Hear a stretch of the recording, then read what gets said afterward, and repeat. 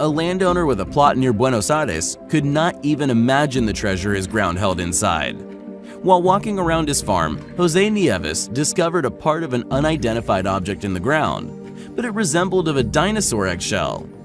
Actually, the reality was much more fascinating. The farmer did not leave it as it was, but decided to dig the relic out. The find turned out to be much bigger than an assumed egg, as it was over 3 feet long. An explanation was offered by paleontologists who stated the object was a shell of a prehistoric animal that existed during the Ice Age, namely a young glyptodont, a kind of armadillo that inhabited our planet more than 10,000 years ago.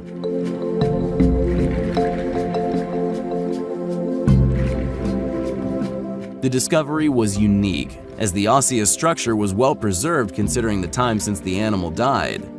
This find shows how amazing and mysterious nature is, as it stores numerous valuable puzzles of our past.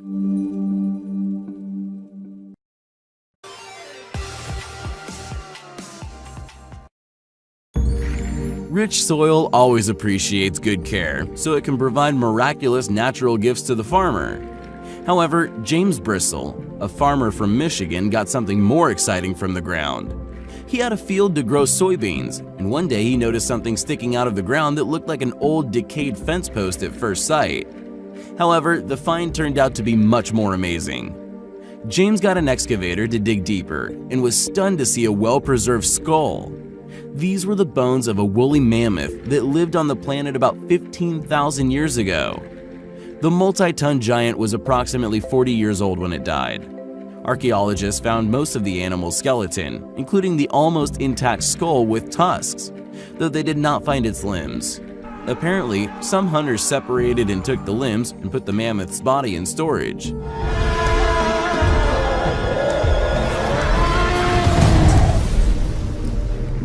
It is noteworthy that James exercised his right to keep some of the mammoth remains and gave most of the bones and the skull to a local museum.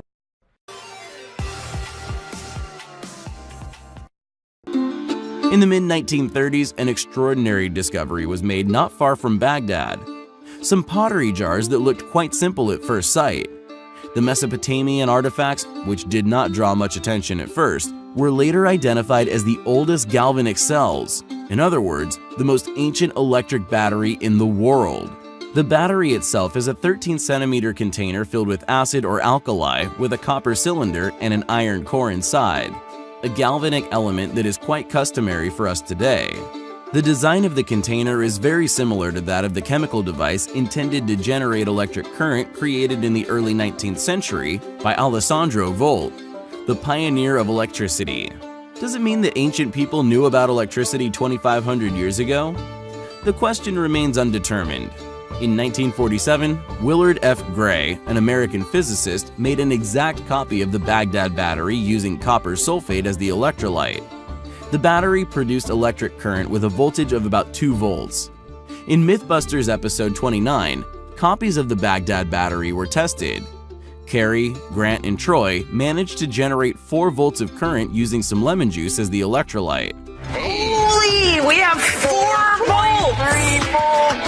Oh, yeah!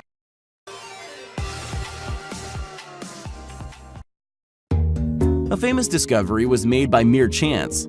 In March 1974, a peasant from Jean went to the mountains to dig a well. To his surprise, he found many ceramic fragments sticking out of the ground instead of water when digging.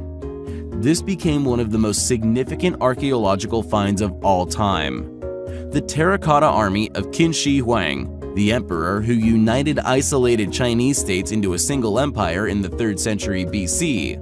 The notable historic relic dates back to 210 to 209 BC. Each of 8,000 warriors is a full-size statue made of clay that weighs about 135 kilograms. The weight of each horse is 335 kilograms. The baked material was covered with a special organic substance and painted.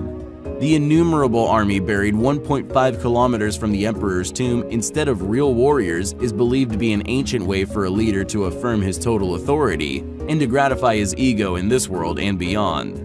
More than 700,000 people worked for 38 years to build the Qin Shi Huang's mausoleum and create his terracotta army.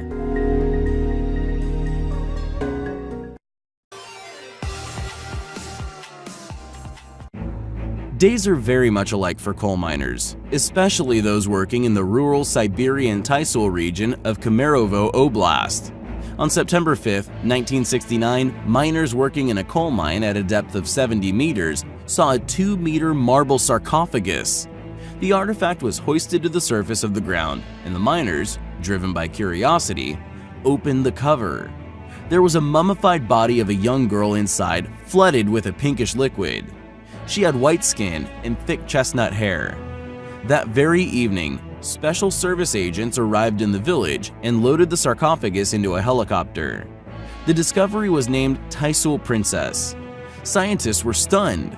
The body taken out of the liquid started browning rapidly, but was restored to its original color when placed back into the sarcophagus without any signs of decay. It turned out to be impossible to determine the production technique and the content of the liquid filling the coffin. It is reasonable to assume that the girl belonged to a civilization that was much more highly developed than ours. However, there is no reference to the mysterious Tysul Princess in scientific publications or news feeds. There are no authentic video materials to prove this exceptional discovery.